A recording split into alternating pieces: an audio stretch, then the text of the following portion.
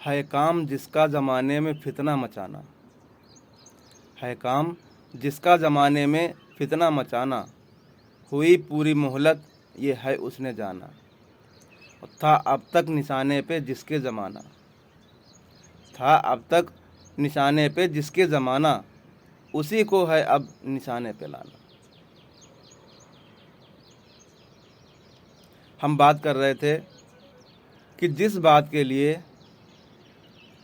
نبیوں کے سردار اللہ تبارک و تعالیٰ کی پناہ مانگے تو کیا وہ کوئی چھوٹی موٹی بات ہوگی؟ یعنی آپ علیہ الصلوۃ والسلام اللہ تبارک و تعالیٰ سے دجال کے فتنے سے پناہ مانگا کرتے تھے کہ اے اللہ دجال کے فتنے سے میں تیری پناہ چاہتا ہوں۔ تو کتنا خطرناک ہوگا یہ فتنہ جس کو آج لوگ توجہ ہی نہیں دیتے۔ ان کا ماننا ہے کہ یہ فتنہ تب آئے گا جب دجال ظاہر ہوگا، جب دجال ظاہر ہوگا اس وقت یہ فتنہ اگر آئے گا تو پھر سارے انبیاء کرام اپنی امتوں کو اس فتنے سے کیوں ڈراتے تھے کہ جب وہ ان کے وقت میں آنا ہی نہیں تھا تو اس فتنے سے کیوں ڈراتے تھے؟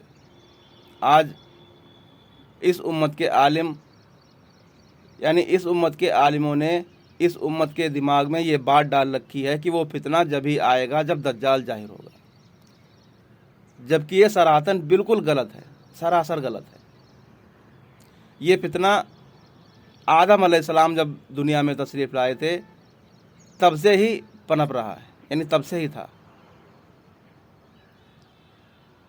اگر ایسا نہیں تھا تو پھر آدم علیہ السلام نے اپنی امت کو اس فتنے سے کیوں ڈرایا؟ کیا ان کے وقت میں دجال ظاہر ہونا تھا؟ ابھی دنیا کی شروعات ہی ہوئی تھی، یعنی دنیا میں انسانوں کی شروعات ہی ہوئی تھی، اس وقت دجال آ جائے گا، جبکہ ہمیں معلوم ہوتا کتابوں سے معلوم چلتا ہے کہ دجال آخر زمانے میں ظاہر ہوگا۔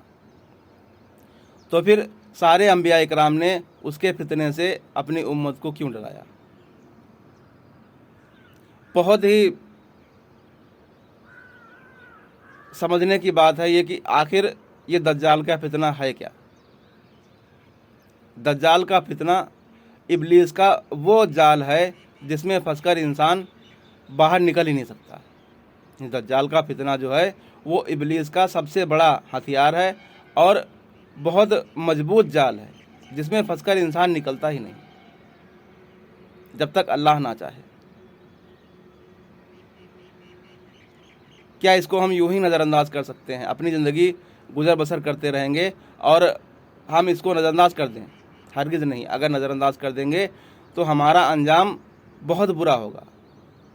جیسا کہ ہمیں حدیثوں سے معلوم ہوتا ہے کہ جو بھی دجال کے فتنے میں پھنس گیا تو اس کی بخشش ہونا مشکل ہے، یعنی وہ دنیا آخرت سے اپنا ہاتھ دھو بیٹھے گا، اس کی دنیا بھی برباد ہو جائے گی اور آخرت بھی برباد ہو جائے گی۔ بظاہر اسے بھلے ہی لگتا ہو کہ وہ دنیا میں کامیاب ہو گیا ہے، لیکن ایسا نہیں ہے، نہ تو وہ دنیا میں کامیاب ہو سکتا ہے اور نہ آخرت میں۔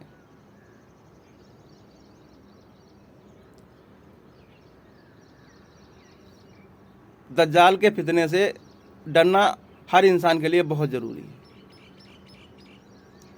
اور اس سے ڈرے گا وہی جو اس کو سمجھے گا۔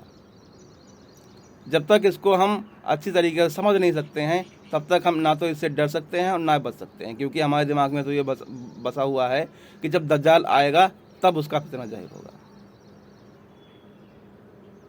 آج دجال کا فتنہ اور یہ امت مسلمہ اس طرح آپس میں مرج ہو چکے ہیں کہ ان کو الگ الگ بیان کرنا بہت مشکل ہے، لہٰذا آج سے ہم ان دونوں کو ایک ساتھ لے کر چلیں گے۔ ملتے ہیں اگلی ویڈیو میں۔